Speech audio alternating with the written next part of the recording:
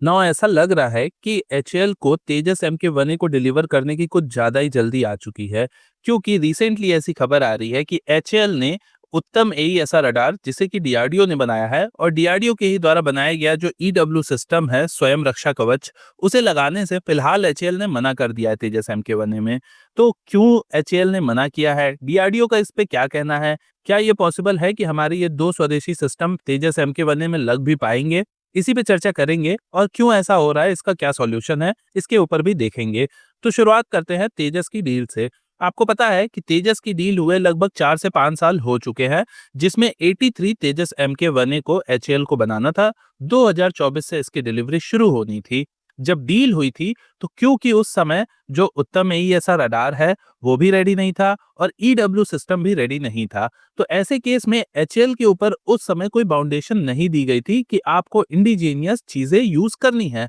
लेकिन गवर्नमेंट का इनिशिएटिव, और आप देखते हैं हमारे आईएएफ चीफ भी खुल के ये बात कहते हैं कि इंडिया में स्वदेशी चीजों की जरूरत है और हमें स्वदेशी चीजों को ही अपने फाइटर जेट्स और डिफेंस के बाकी भी इक्विपमेंट्स में यूज करना चाहिए। आप इस क्लिप में उन्हें ये कहते हुए सुन सकते हैं। We are giving preference to all the indigenous equipment. We are inducting LCAs. The Tejas aircraft, the orders of 83 are already pending, which should be starting any time. It's already overdue. तो जैसा कि आपने देखा कि हमारे IAF chief भी चाहते हैं कि चीजें स्वदेशी हों। इसके कई रीजन है। स्वदेशी चीजें अगर आप नहीं यूज करेंगे तो आपको जब आप वॉर टाइम में आएंगे उस समय बहुत ज्यादा प्रॉब्लम्स हो सकती हैं। बहुत टाइम ऐसा देखा गया है कि कंट्रीज ने इंडिया को डिनाई कर दिया है चीजों का एक्सेस देना बिल्कुल क्रूशियल टाइम पे। हालांकि तेजस में जिस चीज को मना किया है फिलहाल एचएएल ने, वो चीज है रडार और ईडब्ल्यू सिस्टम, और ये चीज अगर डीआरडीओ की नहीं लगती है तो उस केस में ये रडार और ईडब्ल्यू सिस्टम इजराइल सप्लाई करेगा इंडिया को। इजराइल की इंडिया से रिलेशंस अच्छे हैं, लेकिन हमें अगर हमारे पास स्वदेशी चीज है तो उसे अगर हम खुद प्रमोट नहीं करेंगे तो दूसरा देश हमारी उन चीजों को कैसे लेगा। आज हम इजराइल से वो चीज ले रहे हैं अगर खुद बनाते हुए भी, तो दूसरा देश क्यों लेगा हमारे खुद के रडार को, जब वो ये देखेगा कि भारत खुद अपने फाइटर जेट्स में अपने रडार्स को यूज नहीं कर रहा है और हमें बेचने की कोशिश कर रहा है। तो फिर कोई भी देश हमारे डिफेंस प्रोडक्ट्स में भरोसा नहीं दिखाएगा।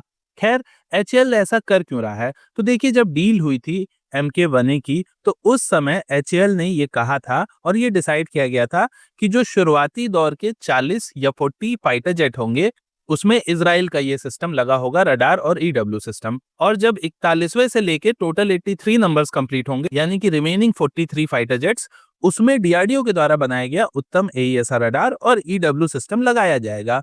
तो फिर उसमें प्रॉब्लम क्या हो गई? तो अब एचएएल के कुछ सोर्सेज ने ये बताया है कि डीआरडीओ का जो रडार है और जो ईडब्ल्यू सिस्टम है, ये दोनों ही सर्टिफाइड नहीं हुआ है। दरअसल इस तरह के डिफेंस इक्विपमेंट्स को डीआरडीओ की ही एक विंग है, सेमिलेक। सेमिलेक जब तक इस तरह के डिफेंस इक्विपमेंट्स की टेस्टिंग नहीं करती है और उन्हें सर्टिफाई नहीं करती है कि हाँ भाई ये जो सिस्टम है आपका अब ये रेडी है, आप इसे डिप्लॉय कर सकते हैं, तब तक इन चीजों को आप इंटीग्रेट नहीं कर सकते, चाहे ये बन के तैयार भी हो। तो एचएएल का कहना ये है कि क्योंकि ये जो सिस्टम्स हैं ये अभी अप्रूव नहीं है, इन्हें सर्टिफिकेशन नहीं मिला है, इसलिए वो इजराइल से रिमेनिंग 43 फाइटर जेट के लिए भी रडार और ईडब्ल्यू सिस्टम की डील कर रहे हैं। वहीं पे डीआरडीओ का क्या कहना है? तो डीआरडीओ ने कहा है कि उनका जो रडार है उत्तम AESR रडार, वो 2023 में ही अप्रूव हो चुका है और सिर्फ जो अप्रूवल रिमेनिंग है सर्टिफिकेशन का वो ईडब्ल्यू सिस्टम के लिए है। और क्योंकि आपको पता है कि एचएएल ने अभी तक पहला जेट भी डिलीवर नहीं किया है, उसकी डिलीवरी भी अगस्त के आसपास शुरू होगी, तो आप सोचो 40 फाइटर जेट को डिलीवर करने में अगर कम से कम भी वक्त लगता है तो भी मिड 27 तक का वक्त लग जाएगा एचएएल को 40 फाइटर जेट्स को डिलीवर करने में, या शायद उससे भी ज्यादा लग जाए। तो क्या हम अगले 1 से 1.5 साल में ये जो हमारा ईडब्ल्यू सिस्टम है इसका सर्टिफिकेशन प्रोसेस थोड़ा तेज करा के नहीं करा सकते हैं? बिल्कुल करा सकते हैं, और डीआरडीओ का भी यही कहना है कि अभी हमारे पास वक्त है, हम उसका सर्टिफिकेशन भी कंप्लीट कर लेंगे। बाकी कैपेबिलिटीज की बात करें तो देखिए, जो उत्तम रडार है वो कहीं भी इजराइल के ELM 2052 से कम नहीं है, क्योंकि उत्तम रडार भी एक साथ 50 टारगेट्स को ट्रैक कर सकता है और साथ ही साथ 4 टारगेट पे एक साथ मिसाइलें फायर कर सकता है और उन्हें गाइड भी कर सकता है ऑन द वे। तो आप समझिए कि ये रडार इस फाइटर जेट के लिए बिल्कुल आप कह सकते हैं सूटेबल है जो इंडियन एयरफोर्स की रिक्वायरमेंट है उसके हिसाब से। वहीं पे ईडब्ल्यू सिस्टम की बात करें तो इसमें 2 तरह की चीज़ें हैं। रडार वार्निंग रिसीवर यानी कि आपको ये पता होता है कि आपके ऊपर कोई रडार की तरंगे आ रही हैं या फिर आपको किसी मिसाइल ने लॉक कर लिया है। एक ये फीचर हो गया ईडब्ल्यू का। दूसरा होता है एडवांस सेल्फ प्रोटेक्शन जैमर, यानी कि आपके ऊपर जिस तरह की रडार की तरंगे आ रही हैं, मिसाइल्स आ रहे हैं, आप अपने फाइटर जेट से उन्हें जैम भी कर सकते हो। जैसा कि ऑपरेशन सिंदूर के दौरान हुआ था, आपको जो PL-15 मिसाइल्स दिखी थी गिरी हुई, वो दरअसल इसलिए वैसे गिर गई थी क्योंकि उन्हें जैम कर दिया गया था। तो वो अपना रास्ता भटक के पूरी तरीके से इंटैक्ट ही जमीन पे आ गईं और वो ब्लास्ट नहीं कर पाईं। तो इस तरह के सिस्टम्स को जब डीआरडीओ ने खुद से बनाया है, तो एचएएल को भी थोड़ा भरोसा दिखाना चाहिए, थोड़ा पेशेंस रखना चाहिए।